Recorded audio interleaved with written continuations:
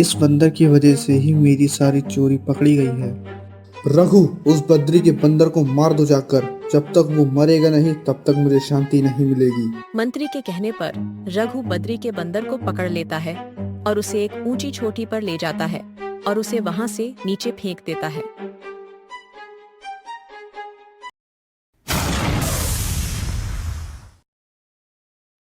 रामपुर नामक गांव में एक पुजारी रहता था जिसका नाम बद्री था। वह ज्यादा धनवान नहीं था और उसके माता पिता भी नहीं थे, मगर वह भगवान की भक्ति में विलीन रहता था। एक दिन वह रोज की तरह सुबह सुबह मंदिर पूजा करने के लिए जाता है। जैसे ही वह पूजा करके मंदिर से बाहर निकलता है, वैसे ही उसे मंदिर के पीछे से किसी के चीखने की आवाज आती है। वह पीछे जाकर देखता है तो वहां पर एक छोटा सा बंदर घायल होकर पड़ा था। बद्री उसे देखकर कहता है, अरे, तुम कौन हो और यहाँ इस हालत में क्या कर रहे हो छोटे बंदर? वह मासूम बंदर कुछ नहीं बोलता है, वह सिर्फ दर्द से तड़प रहा था। लगता है किसी जंगली जानवर ने इसका शिकार किया है और यह उससे बचते बचते यहाँ तक आ पहुँचा है। तुम बिल्कुल ही परेशान मत हो छोटे बंदर, मैं तुम्हें अपने साथ अपने घर ले जाऊंगा और तुम्हारा इलाज कराऊंगा। देखना, फिर तुम बिल्कुल ठीक हो जाओगे। बद्री उस बंदर को ठीक कराने का दिलासा देता है, लेकिन वह बंदर उसे चुपचाप अपनी आंखों से देखता रहता है। वह उस बंदर को उठाकर अपने घर पर ले आता है। घर पर आते ही बद्री उस बंदर से कहता है, दोस्तों, ऐसे ही मजेदार और रोमांचक भरी कहानियाँ देखने के लिए हमारी वीडियो को लाइक करें, चैनल को सब्सक्राइब करें और बेल आइकन को प्रेस करना ना भूलें। छोटे बंदर, तुम क्या गूंगे हो? मैं कब से तुम्हें इतनी सारी बातें कह रहा हूँ, मगर तुम हो कि कुछ बोलते ही नहीं। मुझे तो ऐसा लगता है कि तुम बोल ही नहीं सकते। चलो कोई बात नहीं, मैं तुम्हें वैद्य जी के पास लेकर चलता हूँ। बद्री बंदर को लेकर वैद्य के पास जा ही रहा होता है कि उसे वैद्य रास्ते में ही मिल जाते हैं। अरे पंडित जी, आप कहाँ जा रहे हो इतनी जल्दी में, और यह बंदर तुम्हें कहाँ से मिला? अच्छा हुआ वैद्य जी कि आप मुझे यहीं पर मिल गए। मैं बस आपके ही पास आ रहा था। वैद्य जी, यह बंदर बहुत जख्मी है, आप इसका इलाज कर दीजिए। अरे पंडित जी, आप कितने नादान हैं। लोग मेरे पास इंसान का इलाज कराने आते हैं और आप इस बंदर को लेकर आए हो। भला इसे इलाज की क्या जरूरत? ये जानवर तो एक दूसरे का शिकार होने के लिए दुनिया में आते हैं। नहीं वैद्य जी, आप तो ऐसा मत कहिए। जिस तरह हमें दर्द होता है वैसे तो इन जानवरों को भी होता होगा ना। ये आप कैसी बातें कर रहे हैं? मुझे नहीं लगता कि आपको अपना समय इस बंदर के इलाज में व्यर्थ करना चाहिए। वैद्य जी, आप भी कैसी बातें करते हैं? अगर मेरे समय के व्यर्थ करने से किसी बेजुबान की जान बच रही है तो मेरे लिए इससे बड़ा पुण्य आखिर क्या होगा? जैसी आपकी इच्छा। अब आपकी यही जिद है तो मैं इसके आगे कर भी क्या सकता हूँ। चलो मेरे साथ। इतना कहकर वैद्य जी बद्री और बंदर को अपने घर ले आते हैं। वह बंदर की चोट पर बहुत सारी दवा लगाकर पट्टी बांधते हैं। देखिए पंडित जी, मैंने इसकी मरहम पट्टी तो कर दी है, लेकिन आपको इसका बहुत ज्यादा ख्याल रखना पड़ेगा। जैसा आपका वैद्य जी। बद्री बंदर को लेकर अपने घर चला जाता है। बंदर बेचारा जख्मी हालत में सुस्त होकर बद्री के पास लेटा रहता है। छोटे बंदर, तुम तो कुछ बोलने से रहे और मैं तुम्हारा नाम भी नहीं जानता, इसलिए मैं तुम्हें अब छोटा बंदर बुलाऊंगा। इतना कहकर बद्री छोटे बंदर के लिए केला लेने चला जाता है। छोटे बंदर देखो, मैं तुम्हारे लिए केला लेकर आया हूँ। मैंने सुना है कि बंदरों को केला बहुत पसंद होता है। अब जल्दी से सारे केले खाकर खत्म करो और उसके बाद तुम्हें अपनी दवा भी लेनी है, तभी तो तुम ठीक हो पाओगे। बद्री इतना कहकर अपने हाथ से केले के छिलके को उतारता है और बंदर को खिलाने लगता है। वह बंदर बद्री को अपनी मोटी मोटी आंखों से टुकुर टुकुर देखता है। दिन गुजरते जाते हैं और बद्री उस छोटे बंदर की ऐसी ही सेवा करता है जिससे वह छोटा बंदर ठीक हो जाता है। छोटे बंदर, अब तुम बिल्कुल ठीक हो चुके हो और मुझे वैसा लगता है कि तुम्हें तुम्हारे घर पहुंचा देना चाहिए। चलो, मैं तुम्हें तुम्हारे घर छोड़कर आता हूँ। बद्री यह कहकर बंदर को जंगल की तरफ लेकर जाता है। ये लो छोटे बंदर, तुम्हारा घर आ गया। अब तुम अपने परिवार के पास चले जाओ। मुझे यकीन है कि तुम्हारे परिवार वाले भी तुम्हें ढूंढ रहे होंगे। बद्री की यह बात सुनकर छोटा बंदर उसकी गोद से उतरता ही नहीं है। बद्री बंदर को ऐसा करते देख उसे कहता है, छोटे बंदर, अब तुम जंगल में अपने परिवार के पास जाओ। बद्री की बहुत कोशिशों के बाद भी बंदर उसकी गोद से नहीं उतरता है। छोटे बंदर को ऐसा करते देख बद्री परेशान होकर कहता है, छोटे बंदर, अब मैं क्या करूं? तुम तो मेरी गोद से उतर ही नहीं रहे हो। मुझे तो ऐसा लगता है कि तुम वापस ही नहीं जाना चाहते हो। बद्री की यह बात सुनकर वह बंदर मुस्कुराने लगता है। छोटे बंदर को ऐसा करते देख बद्री भी मुस्कुराता है और कहता है, अच्छा, तो तुम मेरे साथ रहना चाहते हो। वैसे मेरे घर में मेरे अलावा और कोई भी नहीं रहता है। अच्छा ही है, मुझे तुम्हारे रूप में अपने लिए एक साथी मिल जाएगा। बद्री यह कहकर उस बंदर को अपने घर वापस ले आता है और फिर वह दोनों साथ रहने लगते हैं। छोटा बंदर बद्री के हर काम में उसका हाथ बटाता है। एक दिन बद्री मंदिर की ओर पूजा करने जा रहा होता है। उसने देखा कि राज्य का मंत्री मंदिर की सोने की मूर्ति को बड़े ही गौर से देख रहा था। अरे मंत्री जी, आप इतने दिनों बाद मंदिर में, और आप ये मूर्ति को इतने गौर से क्यों देख रहे हैं? अरे कुछ नहीं, बस इस मूर्ति की रोशनी मेरी आंखों को बहुत लुभा रही है। हाँ मंत्री जी, ये मूर्ति है ही इतनी खूबसूरत। हाँ पंडित जी, अब मैं चलता हूँ। इतना कहकर मंत्री वहाँ से चला जाता है। बद्री भी पूजा करके कुछ देर बाद वहाँ से चला जाता है। वह घर पहुंचकर छोटे बंदर को केले खिलाता है और कुछ देर उसके साथ खेलता है। ऐसे ही कुछ दिन गुजरते रहते हैं। एक दिन बद्री कुछ दिनों के लिए शहर जा रहा होता है। वह छोटे बंदर से कहता है, छोटे बंदर, मैं कुछ दिनों के लिए शहर जा रहा हूँ। मेरे वापस आने तक तुम अपना ख्याल रखना। ये बात सुनकर छोटा बंदर बहुत उदास हो जाता है। छोटे बंदर, उदास मत हो, मैं जल्द ही वापस आ जाऊंगा। यह कहकर बद्री वहां से चला जाता है। एक रात बंदर सो रहा होता है तो उसे कुछ खटपट की आवाज सुनाई पड़ती है। जब वह बाहर देखता है तो मंदिर की मूर्ति को कुछ लोग उठाकर ले जा रहे थे।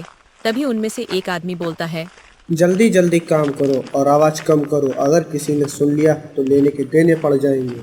बंदर उसकी आवाज सुन लेता है मगर वह उसकी शक्ल नहीं देख पाता है। अगली ही सुबह बद्री शहर से वापस आ जाता है और वह छोटे बंदर से मिलता है। अरे छोटे बंदर, तुम्हें यहाँ कोई तकलीफ तो नहीं हुई ना? बंदर उसे कुछ बताने की कोशिश करता है मगर तभी वहां पर मंत्री राजा को लेकर पहुंच जाता है। महाराज, यही वो चोर है जिसने रात में मंदिर से मूर्तियां चुराई हैं। क्या? मंदिर से मूर्ति चुराई है? मगर महाराज, मैं तो कुछ दिनों के लिए शहर गया था। मैं वहाँ से अभी अभी वापस आ रहा हूँ। महाराज, ये झूठ बोल रहा है। ये गांव में ही था। इसने शहर जाने का बहाना इसलिए किया ताकि मौका मिलते ही ये मूर्ति चुरा सके और इस पर कोई शक भी न करे। ये सुनकर बद्री चौंक जाता है। तभी राजा उससे कहते हैं, देखिए पंडित जी, मैं आपकी इज्जत करता हूँ, इसलिए मैं आपको एक मौका दे रहा हूँ। बता दीजिए कि आपने मूर्ति कहाँ छिपाई है। हम वादा करते हैं कि आपको कोई सजा नहीं देंगे। महाराज, जब मैंने चोरी करी ही नहीं है तो मैं आपको मूर्ति के बारे में कैसे बता सकता हूँ? बस पंडित जी, आपका इतना दुस्साहस कि आपने हमसे झूठ बोला। सैनिकों, पंडित जी को कारागार में डाल दो। राजा के सैनिक बद्री को पकड़ के ले जाते हैं। वहाँ बैठा बंदर सबकी बातें सुन रहा होता है। तभी वह मन ही मन सोचता है, कल रात मैंने जिसकी आवाज सुनी थी उसकी आवाज तो मंत्री की आवाज से मेल खा रही है।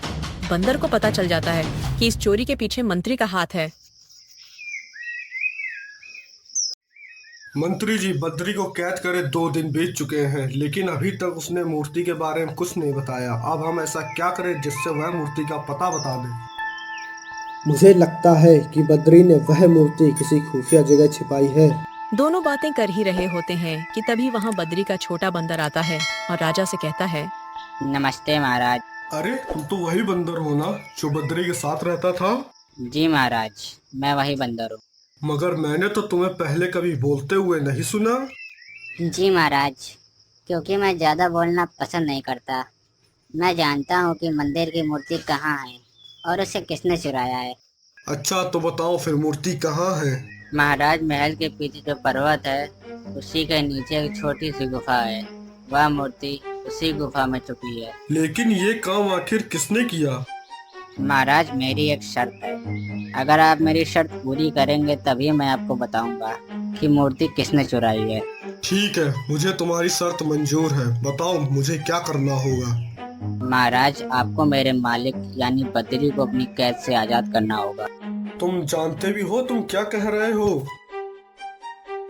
जी महाराज, मैं जानता हूँ और यकीन मानो आपको भी जब सच पता चलेगा तब आप भी ऐसा ही करेंगे। राजा उस बंदर की बात सुनकर अपने सिपाहियों से कहकर बद्री को आजाद करने के लिए कहते हैं। मैंने तुम्हारे मालिक को आजाद कर दिया है, अब तुम मुझे सब सच बताओ। जैसा कि मैंने आपको बताया था, वह मूर्ति एक पर्वत के नीचे स्थित एक गुफा में छुपी हुई है और उस मूर्ति को चुराने वाला और कोई नहीं बल्कि आपका मंत्री ही है। महाराज, ये बंदर झूठ बोल रहा है। भला मैं आपका खजाना क्यों चुराऊंगा? इतने सालों से क्या मैंने कभी आपसे कोई बेईमानी की है? मंत्री की यह बात सुनकर राजा उस बंदर से कहता है। मूर्ख बंदर, क्या कह रहे हो तुम? हमारे मंत्री जी पर झूठा आरोप लगा रहे हो। महाराज, अगर आपको मेरी बातों पर यकीन नहीं है तो मेरे साथ चलिए और खुद अपनी आंखों से देख लीजिए। राजा उस बंदर की बात मानकर सबके साथ उस पर्वत की तरफ निकल जाते हैं। छोटा बंदर सबको उस पर्वत के नीचे बनी गुफा में ले जाता है और वहाँ पर छुपा सारा खजाना राजा को दिखाता है।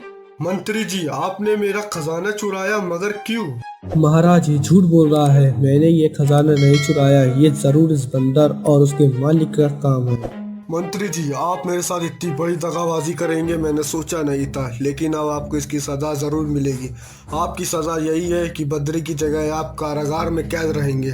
मंत्री को सजा सुनाने के बाद राजा बद्री से कहते हैं। पंडित जी, मुझे माफ कर दो, मैंने आपको बेवजह सजा दे दी। नहीं महाराज, आप मुझसे माफी मत मांगिए। पंडित जी, आपका ये बंदा बहुत समझदार और बहुत ही वफादार साथी है।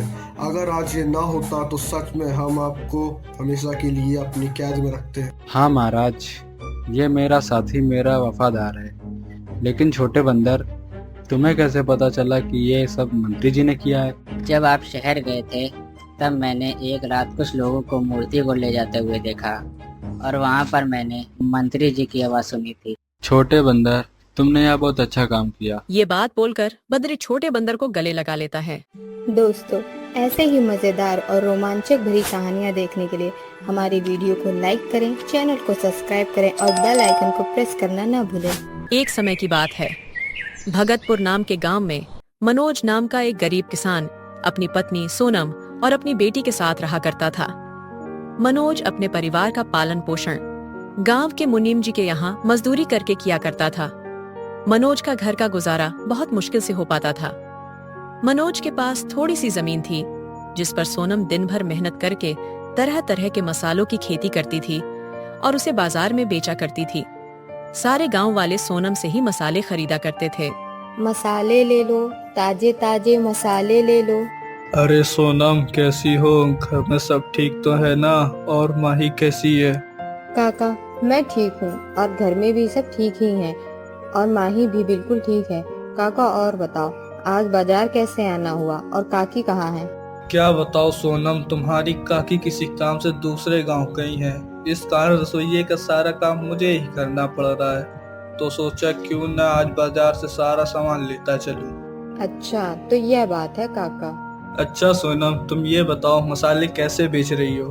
काका, खड़े मसाले 100 के और पिसे मसाले 150 के हैं। अच्छा, तो ऐसा करो, मुझे पिसे मसाले दे दो। क्यों नहीं काका, अभी देती हूँ। इतना कहकर सोनम काका को मसाले दे देती है और काका से पैसे ले लेती है। ऐसे ही उनके दिन बीत रहे थे। सोनम के खेत में एक पुराना कुआं भी था जो सालों से सूखा ही था। उस कुएं में एक भी बूंद पानी नहीं था। इस कारण सोनम हरिदास के कुएं का पानी अपने खेतों की सिंचाई और खेती के लिए इस्तेमाल करती थी। अपने कुएं से पानी लेते देखकर कुएं के मालिक हरिदास को सोनम से बहुत जलन होती थी। एक दिन जब सोनम अपने खेत में काम कर रही थी, तभी वहाँ कुएं का मालिक हरिदास आता है और सोनम से कहता है। दोस्तों, ऐसे ही मजेदार और रोमांचक भरी कहानियाँ देखने के लिए हमारी वीडियो को लाइक करें, चैनल को सब्सक्राइब करें और बेल आइकन को प्रेस करना न भूलें। अरे सोनम, कैसी हो? खेतों का काम कैसा चल रहा है? मैं ठीक हूँ हरिदास चाचा, और खेतों का काम भी ठीक ही चल रहा है। अच्छा, तो मैं ये कह रहा था कि मैं तुम्हें बहुत सालों से अपने कुएं का पानी देता आ रहा हूँ। अब मैं तुम्हें अपने कुएं का पानी नहीं दे सकता क्योंकि गर्मियों का समय आने वाला है और मेरे कुएं में पानी बहुत कम हो गया है। लेकिन चाचा, अभी तो गर्मियों का समय आने में काफी दिन बाकी हैं। तब तक मैं अपने खेतों का काम कैसे करूँगी, आप ही बताइए चाचा। मैं नहीं जानता सोनम, ये तुम्हारी दिक्कत है। तुम अपना समझो, मैं तुम्हें अब अपने कुएं का पानी और नहीं दे सकता। यह सुनकर सोनम मन ही मन बहुत दुखी हो जाती है और घर जाकर अपने पति मनोज को सारी बातें बताती हैं। अजी सुनते हो, वो हरिदास चाचा हमें अब अपने कुएं से पानी लेने से मना कर रहे हैं। ये क्या कह रही हो भाग्यवान? भला हरिदास चाचा ऐसा कैसे कर सकते हैं? हम तो कई सालों से वहाँ से पानी ले रहे हैं। पहले तो उन्होंने कुछ भी नहीं बोला और आज अचानक से वह पानी लेने से मना कर रहे हैं। हाँ जी, मुझे भी नहीं लगा था कि चाचा ऐसा करेंगे। अच्छा ऐसा है, तुम अभी आराम करो, मैं भी चाचा से मिलकर आता हूँ। ये कहकर मनोज हरिदास काका से मिलने उनके घर की ओर निकल पड़ता है। हरिदास काका, अरे ओ हरिदास काका, घर में हो कि नहीं? अरे कौन गला फाड़ रहा है? और मनोज, तुम्हारा आज मेरे घर कैसे आना हुआ? हरिदास काका, मुझे सोनम ने बताया कि आपने हमें कुएं से पानी लेने से मना कर दिया। हाँ मनोज, ये बात सच है कि मैंने सोनम को अपने कुएं का पानी लेने के लिए मना कर दिया है। ऐसा क्या हो गया? देखो मनोज, मैं तुम्हें कई सालों से अपने कुएं का पानी देता आ रहा हूँ और इस बार गर्मियों का समय आने वाला है, इस कारण मेरे कुएं का पानी बिल्कुल सूख गया है। अगर मैं तुम्हें कुएं का पानी देता हूँ तो मुझे गर्मियों में बहुत परेशानी होगी। लेकिन काका, अभी तो गर्मियां आने में 3-4 महीने बाकी हैं, तब तक मेरे खेतों का क्या होगा? मैं कुछ नहीं जानता मनोज, मैंने सोनम को भी कहा था कि यह तुम्हारी समस्या है, मैं तुम लोग को अपने कुएं का पानी नहीं दे सकता। मनोज हरिदास काका को कुएं का पानी देने के लिए मनाने की बहुत कोशिश करता है, लेकिन हरिदास नहीं मानता है। फिर मनोज दुखी होकर थक हार के अपने घर की ओर निकल पड़ता है। क्या हुआ जी, हरिदास काका ने क्या कहा? अरे वो हरिदास काका ने पानी देने से मना कर दिया और बोल रहे थे अगर मैं तुम्हें पानी देता हूँ तो मुझे गर्मी में बहुत परेशानी होगी, बिना पानी के क्या होगा। अच्छा जी, अगर ऐसा ही रहा तो हमारे खेत सूख जाएंगे और हमारा गुजारा कैसे होगा? अच्छा, वो जो हमारा पुराना वाला कुआं है उसे खुदवाने में कितना खर्च लगेगा? अरे वो कुआं, उसे खुदवाने में कम से कम 5,000 रुपए तो लग ही जाएंगे।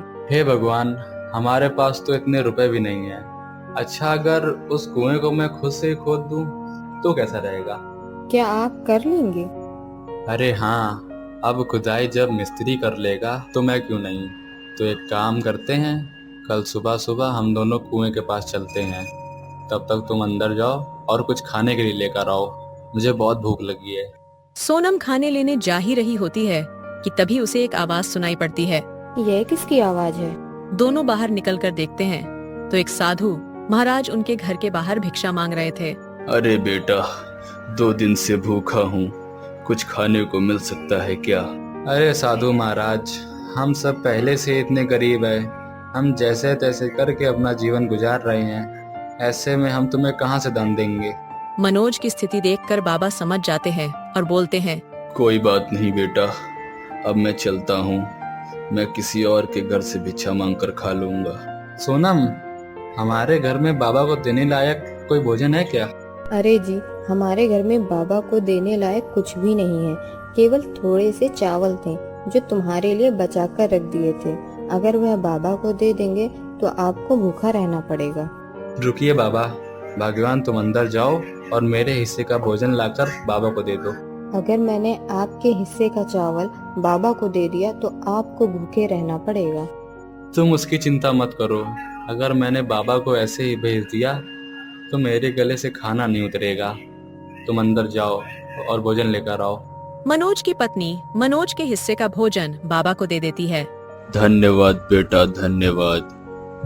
भले ही तेरे अभी बुरे दिन चल रहे हैं, लेकिन ऊपर वाला सब देख रहा है, वह तेरी एक दिन अवश्य सुनेगा। फिर अगले दिन सुबह सुबह मनोज और उसकी पत्नी सोनम अपने कुएं की खुदाई करने अपने खेत की ओर चल देते हैं। देखो सोनम, हमारे कुएं में तो एक भी बूंद पानी नहीं है। हाँ जी, पता नहीं प्रभु हमारी कौन सी परीक्षा ले रहे हैं। फिर मनोज कुएं में नीचे उतरकर कुएं की खुदाई शुरू कर देता है। थोड़े समय बाद अचानक से कुएं के एक गड्ढे के अंदर से पानी निकलने लगता है। अरे ये पानी कहाँ से आ रहा है? अरे यह क्या, मुझे तो अपनी आंखों पर विश्वास ही नहीं हो रहा है। मुझे लगता है कि यह सब मेरे अच्छे कर्मों का फल है जो मुझे मिला है। बाबा जी सही कह रहे थे, कि तुम्हारे कर्मों का फल तुम्हें अवश्य मिलेगा। ऊपर वाले ने मेरी सुन ली। अब मैं इस पानी से अपने खेतों की सिंचाई अच्छी तरीके से कर सकूंगा। मनोज बहुत खुश हो जाता है और ऊपर जाकर सोनम से कहता है, सुनती हो बागवान, प्रभु ने हमारी सुन ली। नीचे एक गड्ढे से पानी निकल रहा है। क्या आप सच कह रहे हो? मुझे तो विश्वास ही नहीं हो रहा। प्रभु, आखिर आपने हमारी सुन ली। अब हमें खेती करने में कोई परेशानी नहीं होगी।